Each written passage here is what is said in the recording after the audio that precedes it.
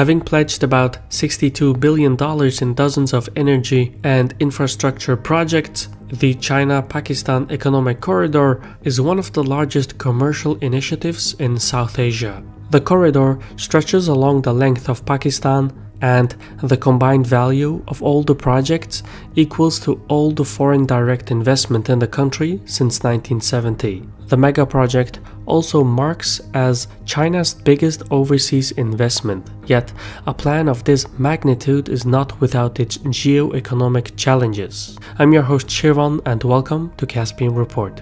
Short for the China-Pakistan Economic Corridor, the CPEC has two arms that consist of a network of roads, bridges, pipelines, and railways that will run from China's westernmost city of Kashgar to each of Pakistan's major cities before connecting to the deep water ports at Gwadar and Karachi by the Arabian Sea. From end to end, the mega project stretches about 2,700 kilometers. The scale of the initiative also demonstrates the extent of the Pakistani-Chinese relationship. The two countries refer to one another as Iron Brothers, a phrase that dates back to the Cold War when they teamed up against India. Of course, the relationship between Islamabad and Beijing has seen its share of frictions, yet overall, the two are indispensable allies for each other, and the CPEC, which was signed in April 2015, serves as a complement to that relationship. Besides politics, the CPEC is ultimately an economic undertaking that serves multiple goals. For Beijing, the initiative seeks to open a new trading route to the Indian Ocean, allowing the Chinese to bypass the maritime choke points in the contentious South China Sea. The growing commercial activity in Pakistan would also allow China to develop its remote western cities. Meanwhile, for Islamabad, the CPEC provides much-needed foreign investment and all the economic opportunities and perks that come with it. The initiative will also help to stimulate economic growth in Pakistan and improve the living conditions in its underdeveloped western regions. For instance, the energy projects of the initiative, which account for at least $30 billion of the total investment sum, would address Pakistan's annual electricity shortage of 7,000 megawatts. It is estimated that if Islamabad could overcome its electricity shortage, economic growth could climb by an additional 3%. Thus far, all the energy projects together would add at least 10,000 megawatts to Pakistan's electricity grid, with another 17,000 megawatts being considered for future projects, given that Pakistani energy needs grow by 10% each year. In addition, the numerous pipelines that run across Pakistan would connect the Middle East, Central Asia, and South Asia with each other, thereby providing a platform for Pakistan to emerge as a regional energy hub. Another component of the economic corridor is the development of Gwadar by the mouth of the Arabian Sea. A new airport, motorway, and railway is being constructed near the city. More importantly, the deep-sea port in Gwadar is being redesigned to accommodate large freighters. To put the expansion into perspective, the harbor's current capacity stands at 1 million tons of cargo, but it will expand to 400 million tons of cargo per year, making Gwadar one of the most sophisticated ports between the Arabian Sea and the Indian Ocean. Altogether, it's not surprising that the corridor is portrayed as a remedy for Pakistan's future, one that will stimulate the economy, reform the energy sector, and create employment simultaneously. On the surface, the concept of the CPEC offers mutually beneficial payoffs within the framework of the Belt and Road Initiative, which we covered in a separate report. However, in practice, the payoffs will not be evenly distributed across the country, which has upset some more than others.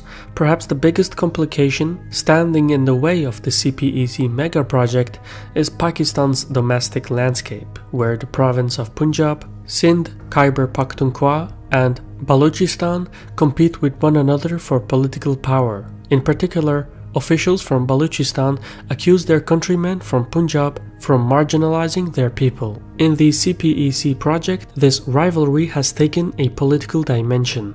In 2015, the Punjabi elite in Islamabad cut the Baluchi locals out of the equation in the operation of Gwadar port. This delegation of power is understandable. Pakistan's political and economic heartland, as well as its human capital, is concentrated along the Indus River, which runs through the country's eastern half. Moreover, Punjab is the wealthiest and most populous province of Pakistan, and for the political leadership, it's also the most important electoral province. Thus, marginalizing Balochistan is not a conspiracy but the result of the social-political environment of Pakistan. Regardless, some Baluchis do not welcome the CPEC project. Just recently, on August 11, a suicide attack by Baluchi separatists targeted a bus carrying Chinese engineers to a CPEC project site. The assault injured 6 people, including 3 Chinese nationals. Similar attacks have occurred in the past. In fact, from 2014 to 2016, Baluchi militants killed 44 CPEC Pakistani workers. What's different now is that the Baluchi separatists have started to target Chinese engineers. An estimated 40,000 to 70,000 Chinese nationals work in Pakistan's toughest areas such as Kashmir, Khyber Pakhtunkhwa, and Balochistan. Up until now, Islamabad, having provided about 15,000 soldiers and paramilitary forces to protect CPEC workers, has largely kept the situation in check. However, as the local militants in Pakistan start to target Chinese engineers, the security risks are likely to worsen, which will upset Beijing. Already, the Chinese leadership has hinted that it's ready to take a more direct role in security, like in Africa, where Chinese troops are deployed to protect Chinese workers. Thus far, Pakistan remains responsible for the security in its own territory, but as militants increase their attacks on Chinese nationals, calls for Chinese deployment in Pakistan will increase in Beijing. This will strain the political process underneath the surface. Another pitfall of the initiative is finances. Previously, in 2013, the CPEC was valued at $46 billion. Today, that amount has surged to $62 billion. Furthermore, since the beginning of 2018, the Pakistani rupee has lost about 20% of its value against the dollar, which has made the dollar-denominated debt repayments more expensive. In the meantime, the country's foreign exchange reserves have dropped to below $10 billion, while its external debt has grown to 30% of the GDP. It's unknown how much of Beijing's funding is in aid or in loans. That information is kept deliberately obscure. However, the present economic crisis in Pakistan is leaving the government with no choice but to dig deeper into its wallet. And now, the Pakistani government is seeking to acquire a $9 to $14 billion bailout from the IMF. Having said that, policymakers in Washington oppose using IMF funds to repay Chinese loans unless Pakistan opens the books on the CPEC project. For Beijing, that would be a geopolitical disaster because it would expose the Chinese checkbook diplomacy and undermine its mega projects elsewhere. Instead, to contain the Pakistani economic crisis, Beijing is likely to provide additional loans to Islamabad so it can pay off its original loans. What exactly China's endgame is remains ambiguous. It is assumed that Beijing wants to gain more commercial leverage on Islamabad, so the Chinese will gain permission to construct a new naval and air base in the port city of Jivani by the Iranian border. Such a military base would grant China significant leverage on India.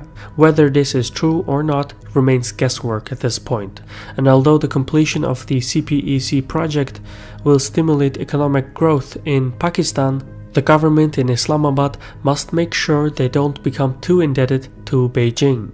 Beyond this, if Pakistan is truly to reap the benefits of the mega project, the state must crack down on corruption, strengthen civilian institutions, and maintain political stability. At the same time, the Pakistanis will need to address the growing security needs that revolve around the economic corridor.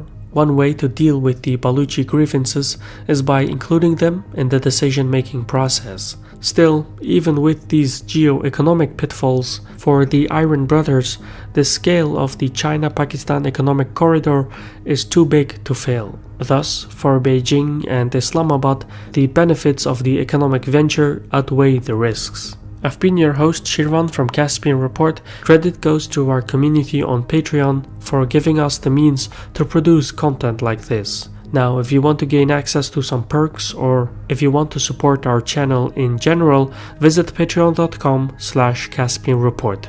All the funds will help to keep Caspian Report independent and free of sponsors.